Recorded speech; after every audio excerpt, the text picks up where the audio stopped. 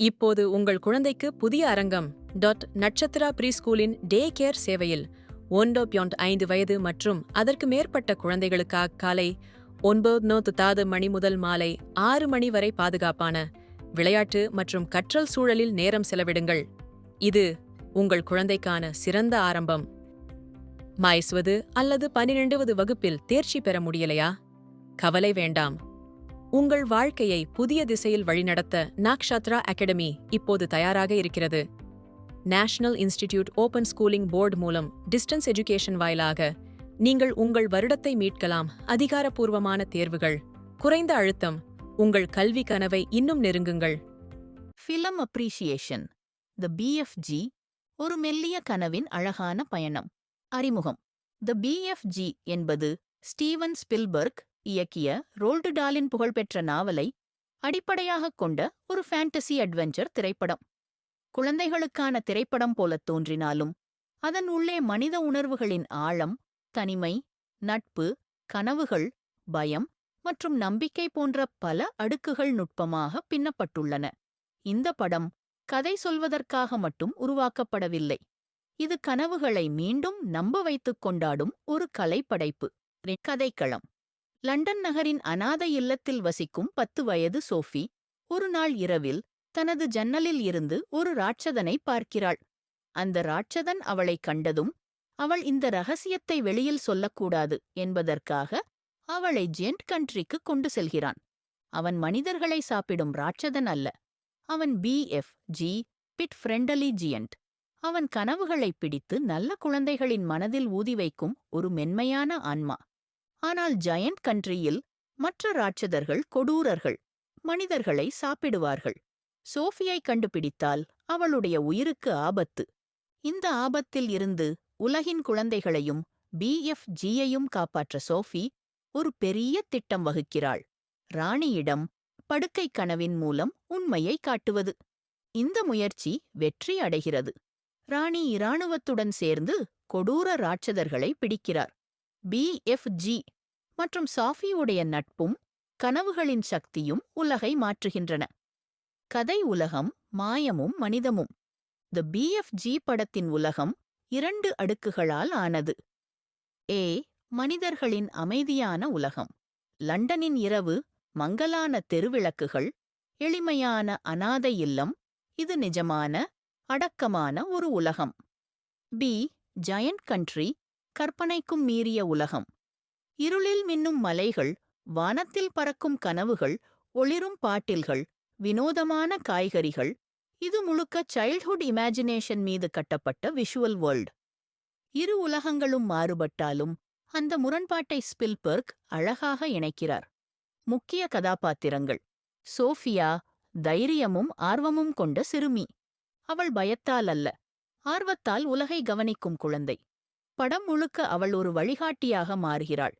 அவள் சின்னவளாக இருந்தாலும் அவளின் மனம் ராட்சதனைக் காட்டிலும் பெரியது. பிஎஃப்ஜி, பெரிய உடலின் உள்ளே இருந்த சிறிய மனம். பிஎஃப்ஜி ஒரு ஜியண்ட் என்றாலும் அவர் உள்ளத்தில் குழந்தையின் நெஞ்சு உள்ளது. அவனுக்கு பயம் உள்ளது, தனிமை உள்ளது, அன்பு உள்ளது, கனவுகளை பரப்பும் பொறுப்பு உள்ளது. அவன் பிரேகன் இங்கிலீஷ் பேசினாலும் உணர்ச்சியை தூய்மையாய் வெளிப்படுத்துவான். அதர் ஜயண்ட்ஸ், மனித உணர்ச்சிகளின் எதிர்த்தளமாக. ஃப்ளெஷ் லம்பீட்டர் போன்ற ராட்சதர்கள், கொடூரம், பேராசை, வேட்டையாடும் இயல்பு. இவை உள்ளம் இல்லாத மனிதர்கள் என்பதற்கான சினிமா பிரதிபலிப்பு. கருப்பொருட்கள். ஏ. தனிமை, லோன்லினஸ். சோஃபியும் பிஎஃப்ஜியும் தனிமையில் வாழும் 2 உயிர்கள். இவர்கள் இருவரின் தனிமைதான் அவர்களை நெருக்கமாக இணைக்கிறது. பி. கனவுகளின் சக்தி, பவர் ஆஃப் ட்ரீம்ஸ். படம் ஒரு அழகான உண்மையை சொல்லுகிறது. கனவுகள் வெறும் கற்பனை அல்ல, அவை மனிதனை மாற்றும் சக்தி. நல்ல கனவும் கெட்ட கனவும் இரண்டும் மனிதனை வடிவமைக்கின்றன. சி. நட்பு, ஃப்ரெண்ட்ஷிப். அளவு, இன, உலகம், மொழி எதுவும் நட்பை தடுக்காது. டி. தைரியம், கரேஜ். சோஃபி சிறுமியாக இருந்தாலும் ஜியண்ட் உலகையே மாற்றுகிறாள். இதன் மூலம் படம் தைரியம் என்பது வயதுக்கோ அளவுக்கோ சேர்ந்து வரும் ஒன்று அல்ல என்று கூறுகிறது. இயக்கம். ஸ்பில்பர்க் குழந்தைகளின் கற்பனை உலகை நிஜ உலகுடன் சேர்த்து காட்டும் ஒரே இயக்குனர் என்று சொல்லலாம். அவர் கதைய மெதுவாக, சீராக, உணர்ச்சியோட சொல்கிறாரு. பயப்படுத்தாம, அச்சுறுத்தாம, மெல்லிய, கவிதை போன்ற கதை உருவாக்கம். ஒவ்வொரு காட்சிக்கும் warmth plus wonder plus innocence என்ற மூன்றும் கலந்திருக்கின்றன. இது ஸ்பில்பர்க் கையெழுத்து. காட்சி அமைப்பு மற்றும் ஒளிப்பதிவு. படத்தின் விசுவல்ஸ் குழந்தையின் கனவுகளை நேரடியாக திரையில் வைத்தது போல.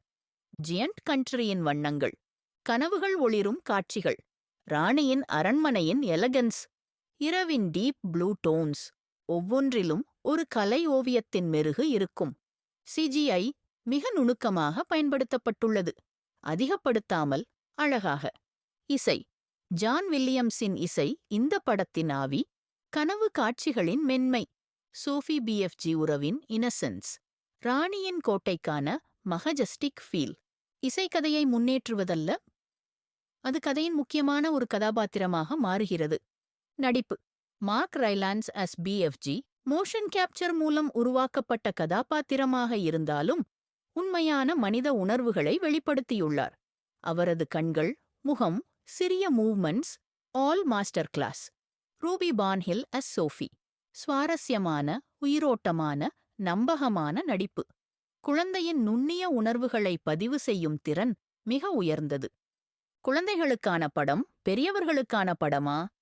இது குழந்தைகளுக்காக உருவாக்கப்பட்ட படம் என்றாலும் அதன் உணர்வுகள் பெரியவர்களுக்குத்தான் ஆழமாகத் தாக்கும். குழந்தைகளுக்கு இது ஒரு அட்வென்ச்சர், ஃபேண்டசி ரைட், அழகான உலகம். பெரியவர்களுக்கு இது childhood nostalgia, inner loneliness, emotional reflection. இந்த இரு அடுக்குகளும் சேர்ந்து டிபிஎஃப்ஜியை ஒரு கிளாசிக் ஆக மாற்றுகின்றன. முடிவுரை. தி பிஎஃப்ஜி என்பது ஒரு திரைப்படம் மட்டுமல்ல, இதயம் தொட்ட உணர்வு பயணம். இது நமக்கு சொல்ல முயல்வதுக்கு நம்முடைய பயங்களில் பெரிய ஜியண்ட் இருக்கலாம், ஆனால் நம்முடைய உள்ளத்தில் இன்னும் பெரிய ஹீரோ இருக்கிறான். கனவுகள் நம்ம காக்கும், நட்பு நம்மை மாற்றும், தைரியம் நம்மை மீண்டும் உருவாக்கும். படத்தின் கடைசியில் சோஃபியும் பிஎஃப்ஜியும் பிரியும் போது அந்த தருணம் எங்கோ நம் மனதின் ஒரு மூலையைத் தொடுகிறது. ஏனெனில் அந்த பிரிவு நம் குழந்தை பருவத்துக்கும் நமக்கும் இடையே ஏற்பட்ட பிரிவை நினைவூட்டுகிறது. தி பிஎஃப்ஜி கனவுகளையும் மனதையும் ஒன்றாகத் தொட்டு மாற்றிய ஒரு மென்மையான சினிமா அனுபவம்.